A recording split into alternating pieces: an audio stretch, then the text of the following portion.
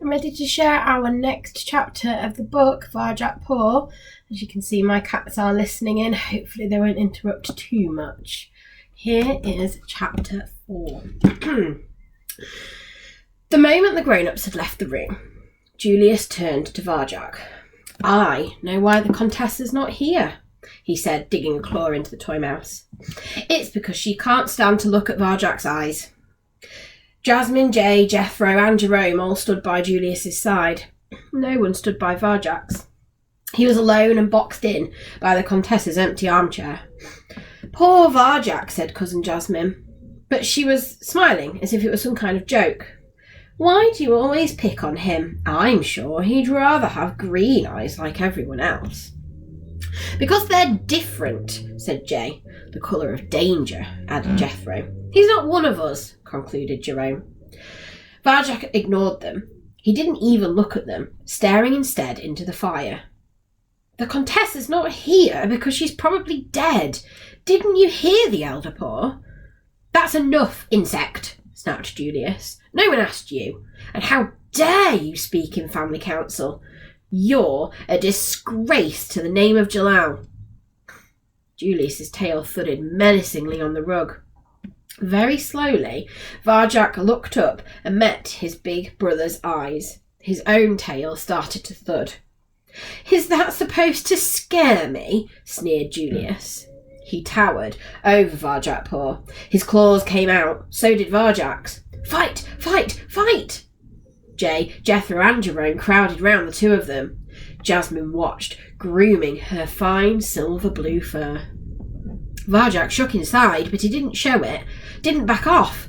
He'd never had a real fight, and he knew he didn't stand a chance against Julius. But it was as if something inside him was rising up, something old and strong and buried deep. Who did Julius think he was?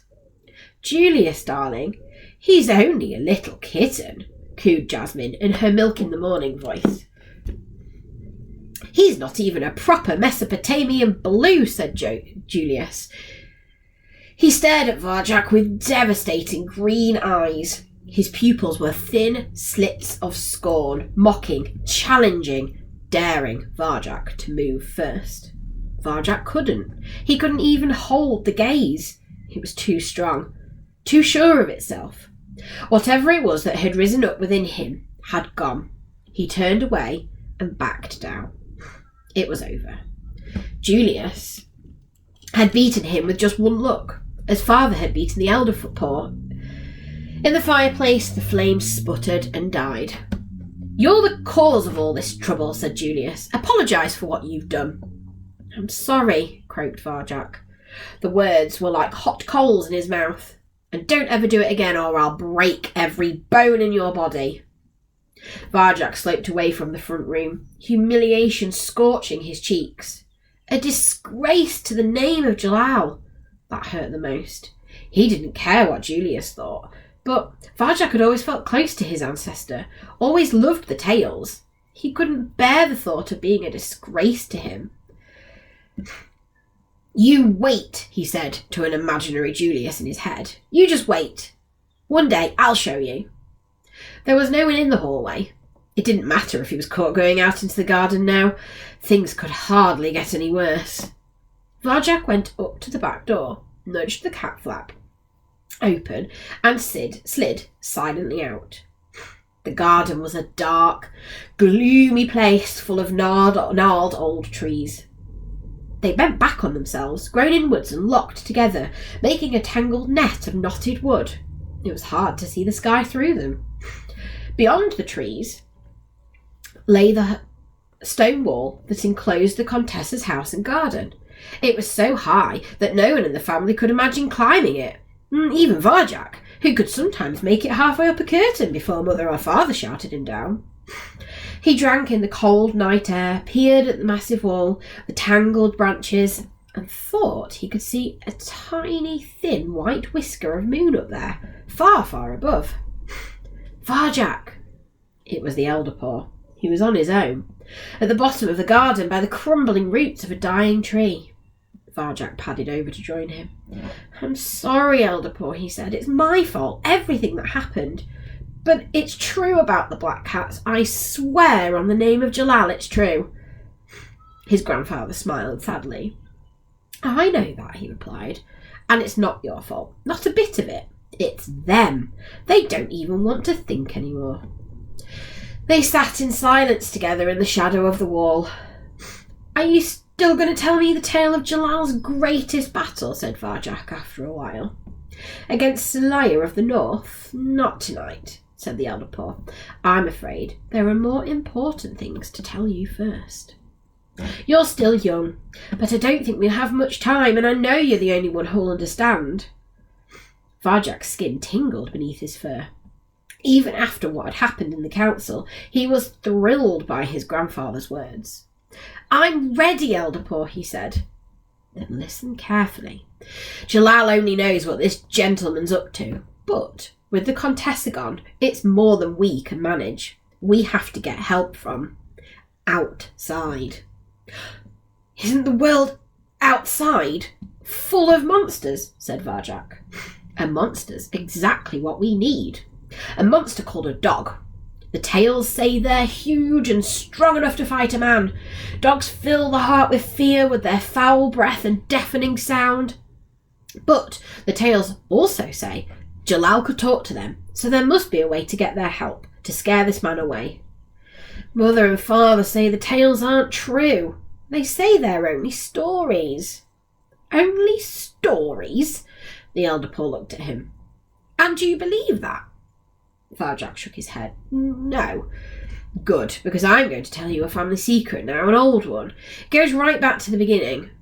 Varjak's mind raced. This was the first he'd heard of any secret. Is it about Jalal, he guessed.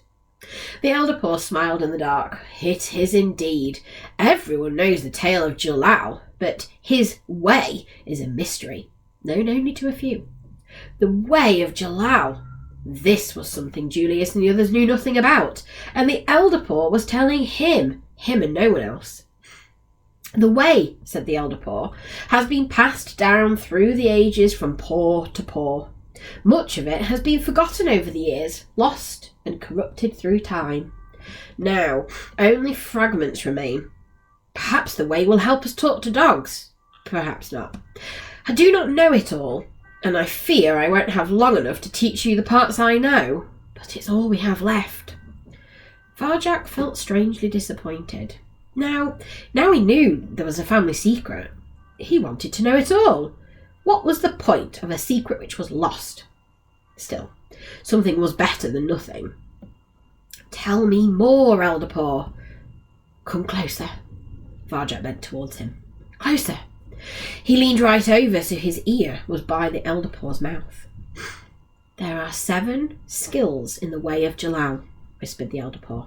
His breath was warm in the cold night air. We know only 3 of them. Their names are these: slow time, moving circles, shadow walking. He recited the skills slowly in rhythm like poetry. Learn these words and pass them on in turn. Slow time, said Varjak. Moving circles, shadow walking. He rolled the words and passed them on.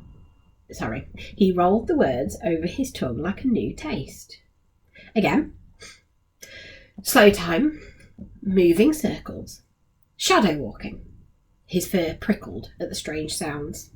Never forget this. Keep the way alive, Varjak Paw. Varjak nodded. The words, Jalal's words, were safe in his head. He would always remember them. Click.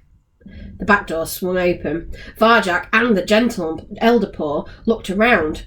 The gentleman was standing there, and by his shiny black shoes there were 2 sleek black cats. And that is the end of chapter 4. I know I can't wait to read chapter 5. I love it when they leave it on a cliffhanger like that. Hope you've enjoyed this. See you later.